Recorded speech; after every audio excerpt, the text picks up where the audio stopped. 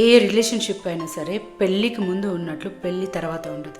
ఎందుకంటే పెళ్ళికి ముందు ఆ రిలేషన్షిప్ లవ్తో బాండ్ అయి ఉంటుంది, కానీ పెళ్ళి తర్వాత మాత్రం అండర్స్టాండింగ్తోనే బాండ్ అయి ఉండాలి. చాలా రిలేషన్షిప్స్ అండర్స్టాండింగ్ వల్లే ఫెయిల్ అవుతుంది. అఫ్కోర్స్ చాలామంది మెన్ కంప్లైంట్ చేస్తుంటారు, నా వైఫ్ అర్థం చేసుకుంటలేదు, నన్ను అండర్స్టాండ్ చేసుకుంటలేదు, ఇంటికి వచ్చినప్పటి నుంచి అది లేదు ఇది లేదు, వారు ఇలా అన్నారు అని కంప్లైంట్ చేస్తూనే ఉంటారు తప్ప మీరు అట్లీస్ట్ ఆమె చెప్పిన ప్రాబ్లమ్స్ రోజులో ఒక్క 5 minutes అన్న కూర్చొని విన్నారు, ఓపిక కూర్చొని విన్నారు. తను స్టార్ట్ చేయడం ఆలస్యం, ఇది రోజు ఉంటుందని చెప్పేసి వదిలేసి వెళ్ళిపోతారు. కానీ ఉమెన్కి కావాల్సింది అది కాదు, వాళ్ళు చెప్పే ఎమోషనల్ ప్రాబ్లమ్స్ వినేవాళ్ళు కావాలి. అది వాళ్ళు హస్బెండ్ నుంచి ఎక్స్పెక్ట్ చేస్తారు. సో ఎప్పుడైతే హస్బెండ్ తను చెప్పే ఎమోషనల్ ప్రాబ్లమ్స్, ఎమోషనల్ ఇష్యూస్, తనకున్న పెయిన్ ఏరియాస్ చెప్పి ఓపికగా విన్నారనుకో, అది చాలు వాళ్ళ కోసం ఏదైనా సాక్రిఫైస్ చేస్తారు.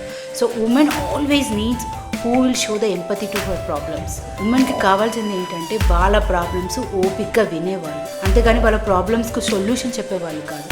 ఎందుకంటే ప్రతి ఉమెన్కి వాళ్ళ ప్రాబ్లమ్కి కాజ్ ఏంటి, వాళ్ళ ప్రాబ్లమ్కి సొల్యూషన్ ఏంటి, వాళ్ళు ఎలా సాల్వ్ చేసుకోవాలో వాళ్ళకి అన్నీ తెలుసు, తెలియక కాదు.